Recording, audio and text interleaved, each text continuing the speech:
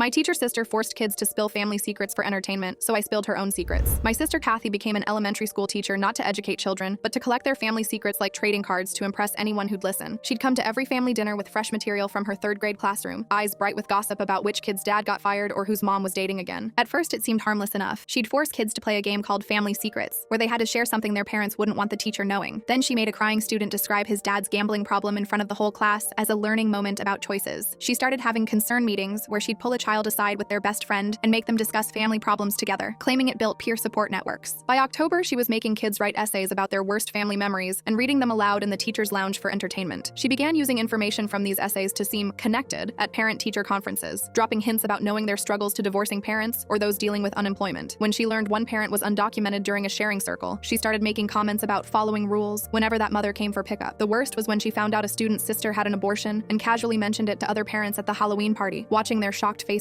with satisfaction. That Thanksgiving changed everything. Kathy showed up to dinner practically vibrating with excitement about her latest story. She waited until everyone was seated, then launched into her tale about 8-year-old Tyler, whose father had died by suicide just a month earlier. She described making Tyler draw pictures about his feelings and how he kept crying during art time, rolling her eyes as she imitated his sniffling. She explained how she'd been telling other parents to keep their kids away from Tyler because grieving children could be disruptive influences. Some relatives shifted uncomfortably while others tried to change the subject. I pulled her aside in the kitchen and told her she was hurting these children. She laughed and said I didn't understand because I worked with college kids who were already messed up, not innocent children who needed guidance. Then she added, if you spent less time buried in textbooks and more time in the real world, you'd get it. That's when I knew I had to do something. As a social worker at the university, I was a mandatory reporter who understood educational privacy laws inside and out. I'd kept quiet about Kathy's behavior because she was family, but watching her mock a grieving child crossed every line I had. Over the next few months, I started paying closer attention at family gatherings, using my phone to record short clips whenever Kathy launched into her stories. The annual 4th of July reunion at my aunt's house gave me everything I needed. Throughout the day, Kathy entertained various clusters of relatives with her classroom gossip. I caught her telling our cousins about a student whose father was cheating, complete with details about how the mom found out. Later, I recorded her describing a child whose mother had a drinking problem, including what the kid said about finding empty bottles. The worst was when she told our uncle about a family facing eviction, naming the student and laughing about how they'd asked her for lunch money. That night, I compiled the recordings along with screenshots from Kathy's social media, where she'd posted thinly veiled stories about her students. I wrote a detailed report documenting each privacy violation and sent it to her principal, the superintendent, and the state's teaching certification board, signing it with my full name and title as a mandated reporter. The investigation took 3 months. Parents whose children Kathy had gossiped about came forward with their own complaints. In November, she was terminated for violating student privacy and professional ethics standards. The state suspended her teaching license pending a full review. Several families began consulting lawyers about civil suits. Kathy called me crying, saying I'd ruined her life over a few harmless stories. I reminded her that Tyler wasn't a story, but a real child who deserved better from his teacher. I still see Kathy at family gatherings sometimes, but she works in retail now and doesn't have any funny stories to share at dinner.